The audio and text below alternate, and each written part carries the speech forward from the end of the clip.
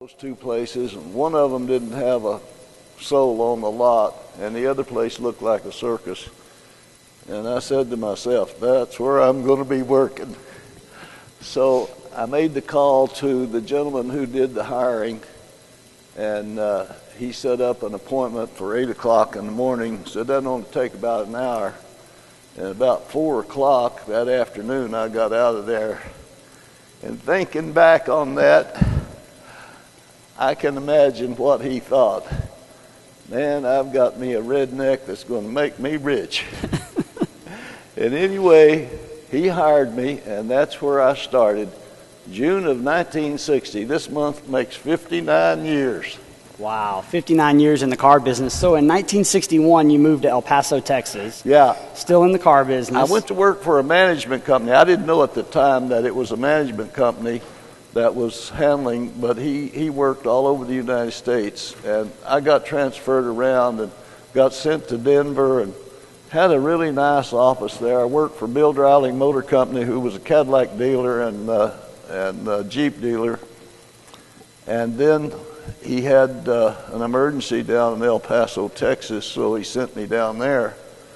And boy, I thought I'd been sent to the end of the world when I got there. And I called him and I said, George, I don't know what I did to deserve this assignment, but you've got 2 weeks to get me out of here or I'm going back home. Well, a week went by, and I had never been in a place that was so easy to sell cars and make money. So I called George back and I said, man, I don't know if it's too late to retract everything I said last week, but I don't ever want to leave El Paso. He said, well, what's going on down there? I said, well, the only qualification they have to have down here is they just have to be breathing, and they can buy a car. So I've been there 58 years. So in that time frame, you've owned retail dealerships, you've owned buy here, pay here dealerships, currently own Harley-Davidson motorcycle dealership, an Indian, and do you still own Yamaha dealership? Right. I worked for 5 years for this gentleman that brought us down there, and then I worked another year closing his lot out, and for that he gave me the El Paso Auto Auction, and I had that for 24 years, and that was like a gift from God. And in '72, we were big motorcycle fans. We did a lot of dirt bike riding, and I was offered the Yamaha dealership, the second Yamaha dealership in El Paso, and I took it, and I went in the Yamaha business in 1972, and was real successful at that. We were selling about 1,500 motorcycles a year back then. So let's talk about drawing attention to these various dealerships, whether it was your auto dealerships or your motorcycle dealerships. One of the things that I've always found with Sherman is his ability to be able to connect with people in the community, find out what it is that they're interested in, and draw people to his dealership. Not necessarily always talking about selling cars or selling motorcycles, just bringing people into the dealership. So I'm going to show you a picture here. I want you to tell me, this is one of my favorite stories. Does anybody here know Archie Moore?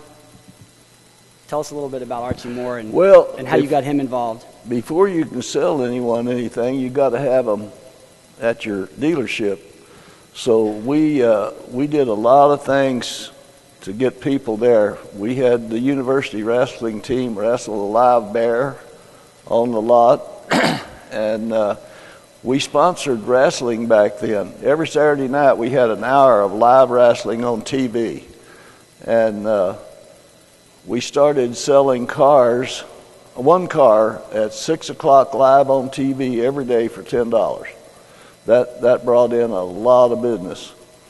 Then we had sponsored the wrestling for 3 or 4 years, and then we moved to a larger lot in 1964, and we had an opportunity to bring Archie Moore in to wrestle the Medics. I don't know if anyone here is old enough to remember the Medics or not, but they had these skull caps, and they were really funny-looking dudes, and they really had an incredible following. And we had them on the lot to try to beat Archie Moore. And that night we had 3,000 people on that car lot. And about halfway through, I remembered, man, I forgot any security. I probably won't have a car left on here. Well, the next morning when we got ready to clean the place up, we checked all the cars and there was not a scratch on a single car. Wow, 3,000. So tell us a little bit about the size of El Paso. How big is El Paso, to kind of give people an idea of how big the population is? Well, back then the population was real small. It probably was not over 150,000 people, and there probably was not more than 40 car lots total, including the new car dealers. So it was kind of a small town atmosphere. And correct me if I'm wrong, but when you had this event, you weren't selling cars. You just had an event at your dealership or at your location. I'm sorry.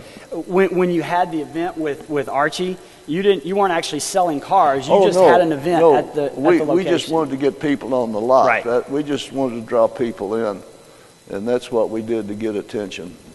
3,000, I would say that's pretty good attention. 3,000 people, and you'd mentioned earlier the live bear wrestling with the UT. Give us an idea, and I know this was a while back, but give us an idea on what something like that would cost.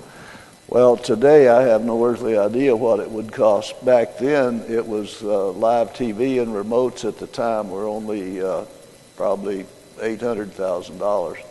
So even if you were having the event at your dealership, you would get the live remote, or you would hire one of the local TV stations. Everything was live TV back then. We had Channel 13 back then, and it was very inexpensive to advertise on TV. So two of the things that you do, or some of the things I should say, that you do today at your dealerships, the free hot dog and hamburgers, and then you also have blood drives and pet adoptions. Tell us a little bit about that. Well, in 1977, when we started up in the Harley business, we gave away beer and hot dogs every Saturday afternoon just to get people through the door. And we did that for several years until the new law went in, stating that if you let someone drink too much, you were going to be responsible for them, and that's when we cut out the beer. I'm sure no one ever had too much to drink, though, while they were there. So we went to hamburgers and hot dogs after that and iced tea, and we still do that to this day. Every Saturday we have iced tea and hot dogs, and we serve about 600 individual people, and it's all free to them. So do you make that, how do you make that public? Do you send that out to your current customers? We just let everyone know when we sell them a motorcycle that's available for them. We don't advertise it in public. We'd probably be raided if we did. You don't want that many hamburgers and hot dogs? So on average, how many people would you say that brings to the dealership? Well, we give away 600 hot dogs and hamburgers every weekend. Now, the exact number of people, I don't have a clue, but lots of times between 12 and 3 o'clock in the Harley store, there's a couple hundred people. Mm-hmm. And you have all of that catered, I'm assuming? You have somebody come in and handle all that? No, I have two employees that handle that. That's a lot of hamburgers. So tell us a little bit about you started the Adopt-A-Pet. You've done the Adopt-A-Pet program at your dealership. Tell us a little bit about the Adopt-A-Pet and the blood drive program. The what now? Adopt-A-Pet. Oh, well, we do a lot of... Let me say real quick, too, Sherman races cars still to this day, and if you ever go visit his dealership, there's usually a really, really loud engine somewhere around, and so I think it's probably worked on his hearing a little bit there. He spends a lot of time at the racetracks. But yeah, tell us about the Adopt-A-Pet and the blood drive.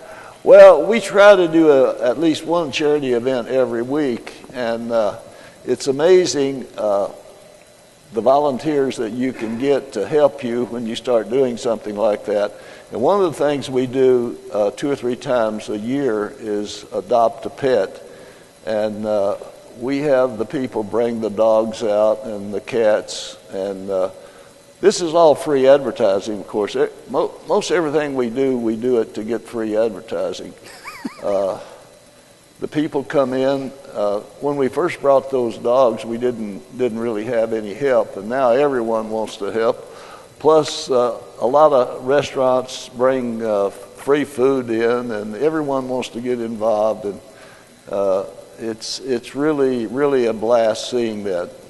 Yeah, and a lot of times, so what Sherman will do is they'll reach out to the local media and let them know that they have something going on that month, whether it's Adopt a Pet or the blood drive, and depending on what's going on in the media, they may show up and do a little story on it, and that's where a lot of the free advertising comes from.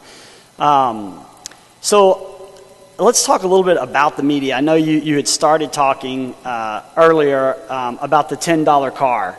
This is one of my favorite ideas that I've ever heard. Tell us a little bit more about giving away a car for $10. Well, we just, I don't remember who thought it up. It was probably not my idea, but I used it. I probably copied it from somewhere else. But anyway, we thought, man, to get people in here selling a car for $10 has got to bring them in.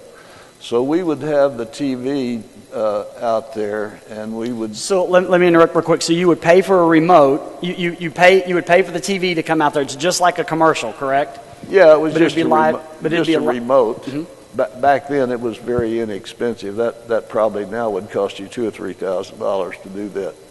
Wouldn't be practical now. But anyway, we thought that up, and selling a car every day on live TV for $10 was really something. It really brought the people in, and we got lots of action, and of course some of it we didn't want, but well, and I think too it created people talking about that for a long time. People were looking forward to the $10 car on Fridays.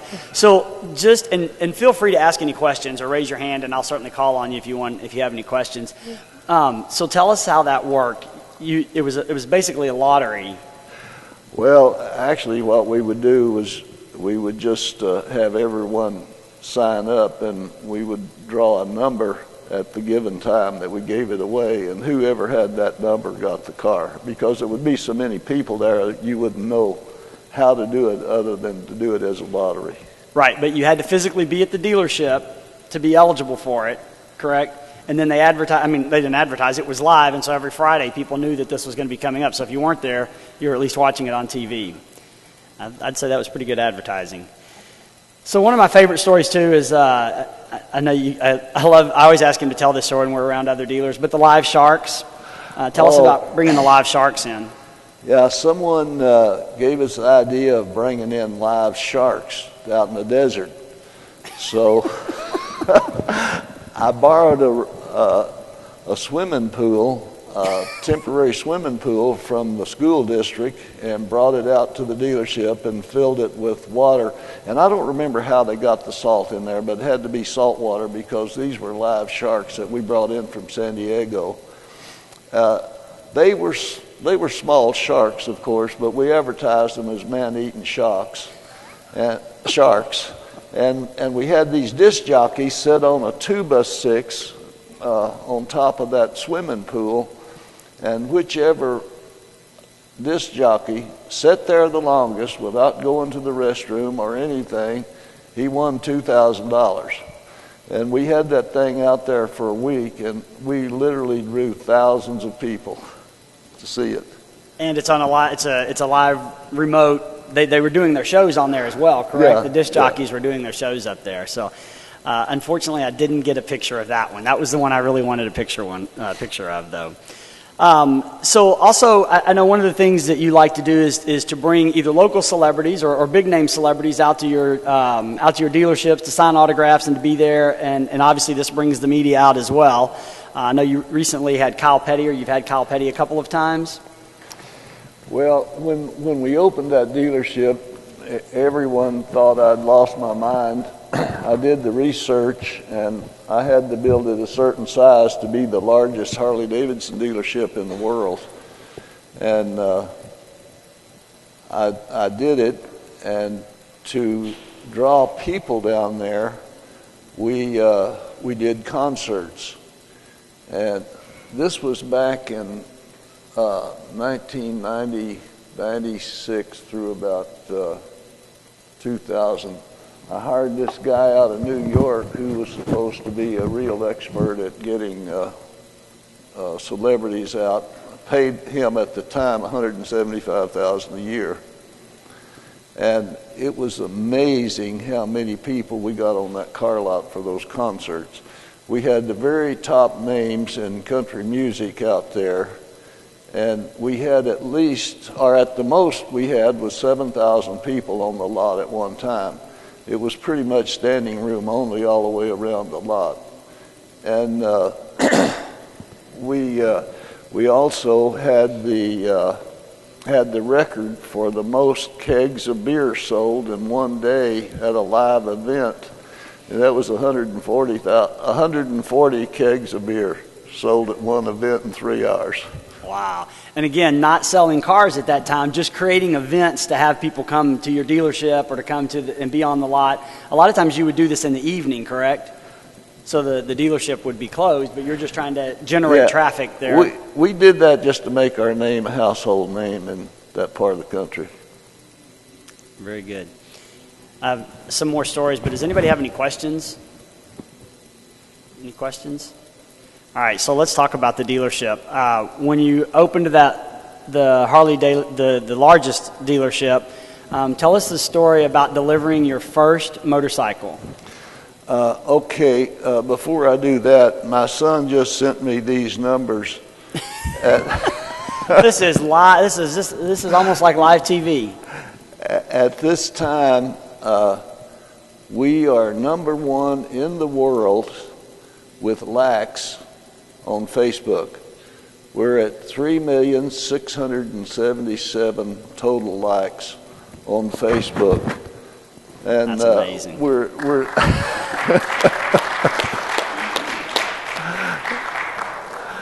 we're #1 in the world as far as a dealership goes. And by the end of the year, my son tells me we will be, we're #3 right now behind Ducati and Yamaha.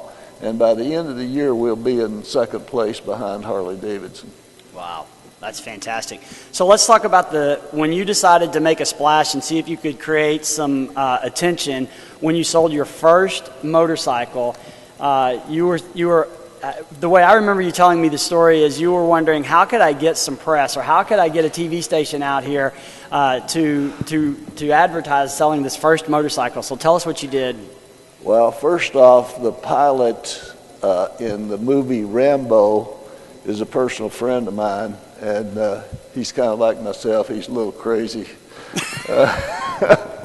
We decided we would really get some action on selling that first bike, so we arranged Cheater Bella to deliver that motorcycle with a helicopter. And that took a lot more, that was a lot more of a problem than we thought it was going to be, because we had to get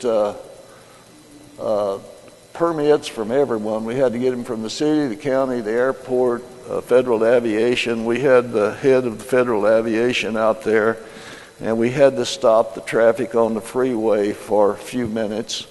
So it was pretty involved.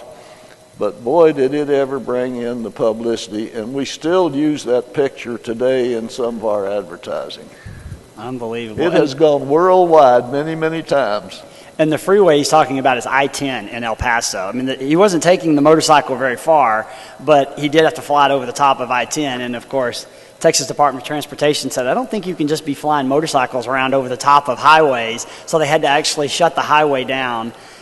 It's a pretty major highway in El Paso to get that thing delivered. But yeah, I would expect it was probably every news station in El Paso was there. Oh, yeah, we had all the TV stations, newspaper, everybody out there. We did get a lot of publicity. Yeah, that one is a good one. And I want you to tell this story, too. Now, this obviously isn't something that you dreamed up, but it's one of my favorite stories. His dealership sits right there off of I-10, and an 18-wheeler, a guy lost control of it and went across the access road and actually ran into the dealership. And I think anybody else that would see that would think that was, it's just an unbelievable train wreck. And, how are we going to bounce back from this? Except for Sherman. Sherman said, we have an 18-wheeler in the dealership. that just drove into the dealership? I've got an idea.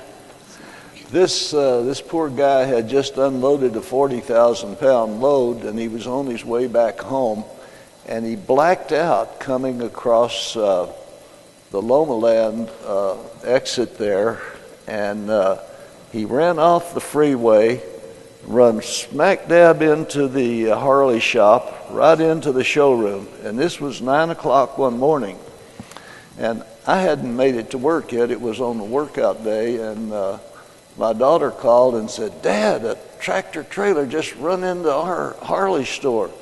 I said, "Well, is anybody hurt?" And she said, "No, no one's hurt." I said, "Well, call all the TV stations, the radio stations, the newspaper. Let's get this out. We're going to make the best out of this." So that's what she did, and we got worldwide news. It was actually national news. And correct me if I'm wrong, when the tow truck got there, and of course, anyone else would say, "Man, how can we start cleaning this up immediately?" So the tow truck driver got there and said, "We've got to pull this thing out," and luckily Sherman got there about the same time. I'm sorry, I have 50 years of car racing, and I didn't. When the tow truck showed up, and they the tow truck showed up right away, but I was there when he came in, and I said, "What are you doing here?" He said, "Well, I'm going to pull that out of your showroom." And I said, "Oh no, he's an uninvited guest, and he can't leave until I tell him he can leave." You wanted to make sure all the newspapers and radio stations and TV stations got there before that. About 4:30 that afternoon, we let him go. That's one of my favorite stories. All right, so here's a picture with Kyle Petty we talked about earlier when you had Kyle Petty come to the dealership. And I know you've had a number of other celebrities come by with advertising and signing, giving signatures out. So let's talk a little bit about some more traditional advertising and some of the stuff that you're still currently doing. So one of the things that Sherman does is he advertises at all of the bus stations. He feels like if you're taking the bus, that's got to be somebody that probably needs some transportation. So tell us a little bit about some of your advertising around town and where you decide to put your advertising. Well, we've done this for years and years. We advertise on all the trash cans and a lot of the bus stop benches, and that's been real good for us. It's very inexpensive, and it's very effective. So let's talk about Stuff the Truck. I know one of the things that you like to do is, again, get some attention to your dealership and help out some of the local charities. Well, like I say, we try to do a charity event at least once a week. And someone came up with the idea of Salvation Army, Stuff the Truck. So I've never heard of that. That was pretty neat, and all kinds of free publicity. You don't have to advertise that. Radio stations, TV stations do it for you. The first time they came out there, they brought a little old Bob truck, and we filled it up right away, and they had to go get another small truck. And the next time they brought a big 2 or 3 ton van, and we filled that up right away. And now they bring an 18-wheeler, and we filled it up all the way. Yeah, and the dealership is always packed, and there's always free publicity going out on that one as well. Free publicity almost daily. So I asked Sherman one time, I said, "How do you come up with all these crazy ideas?" And so how do you come up with these crazy ideas? What? How do you come up with these crazy ideas? Well, back in the day when I was really gung-ho, I'm not that active anymore, but I used to take a notepad and a pencil with me to bed, and when I would wake up with one of these ideas, I would write it down. That way it would always be fresh. One of the very best things that we've ever done, and probably the one we get the most attention with, is my son was an MD Anderson with cancer for a year. It's kind of hard for me to talk about this one. But anyway, they cured him.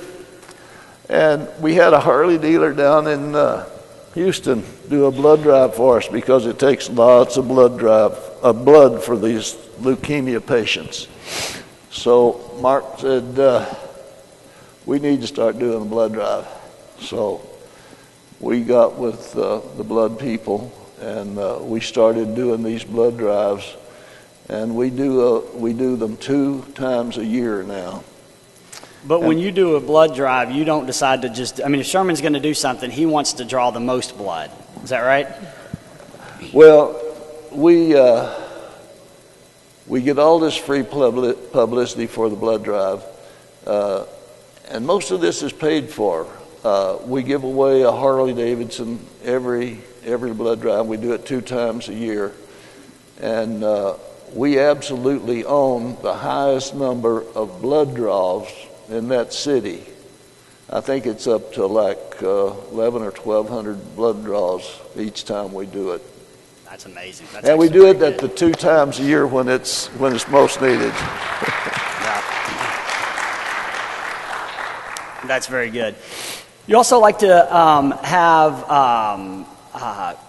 bring some publicity to your dealerships where you'll schedule a drive for people to maybe take a ride somewhere. You want to tell us a little bit about some of those? Okay, it's kind of breaking up. I don't. Sorry, can you do like the drive to the wall? The what? The ride to the wall. Oh, the ride to the wall. I'm sure all of you are familiar with that. Thousands and thousands of motorcycles go to the wall once a year. And when they come through our city, we always feed them their dinner meal. The dealership that we have in Las Cruces is the one where we do that most of the time. And the National Guard there brings out a lot of equipment, and they hang the American flag way up in the air and all kinds of stuff. And then we have a merchant there who gives those guys free gasoline. He fills everyone's tank with gas for free. And then we have another merchant that supplies the food, and we feed those people their evening meal. And it draws hundreds and hundreds of people, plus the publicity is all free. So something like that, where you're adding to something that's already going on in the community, just financially, give us an idea. What does something like that cost? You mean to do the whole thing? Well, it's really peanuts. We don't spend much money. But we get a lot of volunteers. Everyone wants to chip in when you're doing something for the people. Yeah, every time he tells me one of these stories, I'm like, man, that must cost a lot. He goes, no, I get everybody to volunteer their time. Somebody else comes out and volunteers the meal, and they want to be a part of it. So I think it's a neat way to draw some attention to your dealership that's not going to cost an arm and a leg. You know, we do another one also, the Kyle Petty Run. The Kyle Petty Run, when it comes through, we fix dinner for those people. Now, we pay for that. That costs us a little money. But those people are so appreciative. They come through there and they get to eat. And, of course... Another update. Sorry about that. Anyway, that draws a lot of local attention. A lot of people want to come by and meet those NASCAR drivers. And we've had some really famous people on that ride, and that's really a lot of fun, and they really appreciate it too. Yeah, very good. Anyone have any questions? Any questions on advertising? So tell us, if you had to give someone some suggestions today on starting out. I know you've got the retail dealership, and you don't have the buy here, pay here dealership anymore, right? Didn't you get rid of the buy here, pay here dealership? You mean?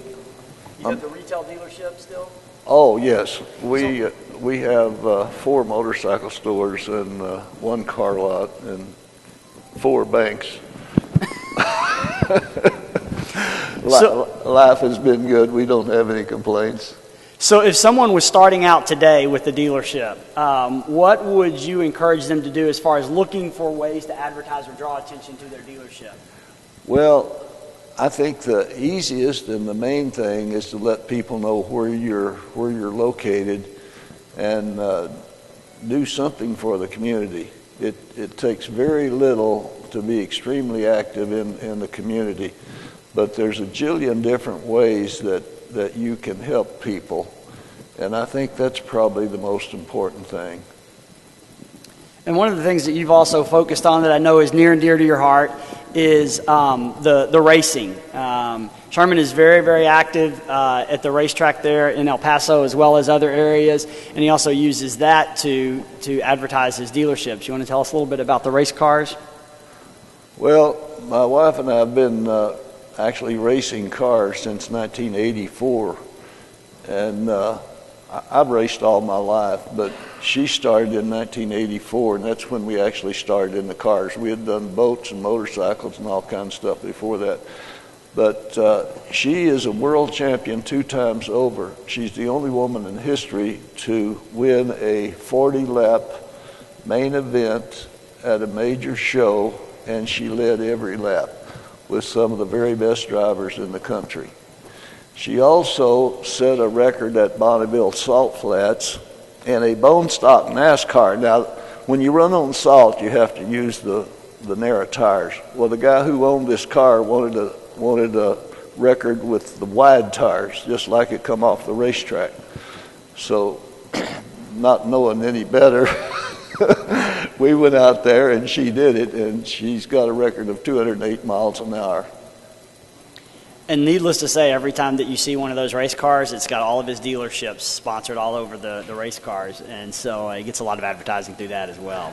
We still race cars. I race 5 different classes. She races 4. And normally we get in about 100 races a year.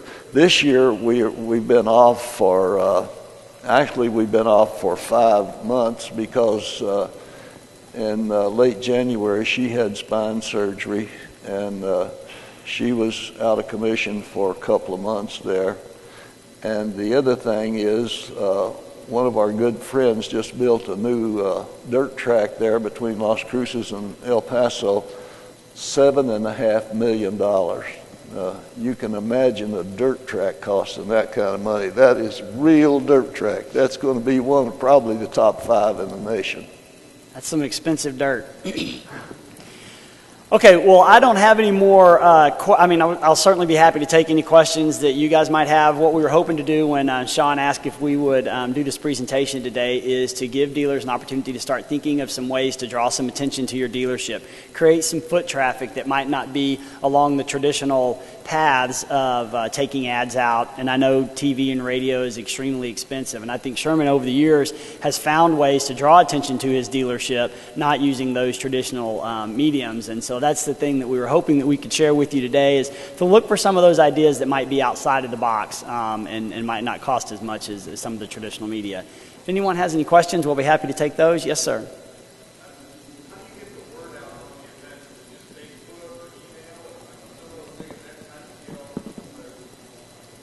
So the question is, how do you get people to some of those big events? Do you use Facebook? Do you use the media? How do you communicate to the Yeah, in the Harley business, it's all internet now. We use Facebook and everything that's available. And then we have a very large hog club. I think most people are familiar with the hog club. And most of the motorcycle rides in El Paso come out of our store. It either start there or end there. And he also has very good relationships with the people who work in the local media there in El Paso. So he's constantly getting in touch with them whenever he's going to have an event, too. I would like to put a plug in for my wife. When we started that Harley store, we had 2 big twins and $1,100 worth of parts. She worked for 20 years as parts and sales, parts and service. At the beginning, she did it all. She was service manager and parts manager. And then Harley came out with the idea, if you bought $5,000 worth of leather, they would send this hot shoe salesman out and spend a whole day on a Saturday teaching you how to sell leather. Well, we had never really sold leather at the time, so I thought, what can I lose? So I bought the $5,000 worth of leather, and he came out and taught us how to sell it. And on a Saturday in El Paso, Texas, in the hot weather, we sold 27 leather jackets. And believe you me, our store looks like a leather shop today. Yeah, if you don't know where El Paso is, it's a desert. That's great. Any more questions? All right. Well, thank you guys very much for being here, Sherman. I really appreciate you coming in and sharing your stories. I'll tell you, Sherman, he's a great friend. He's been an open book.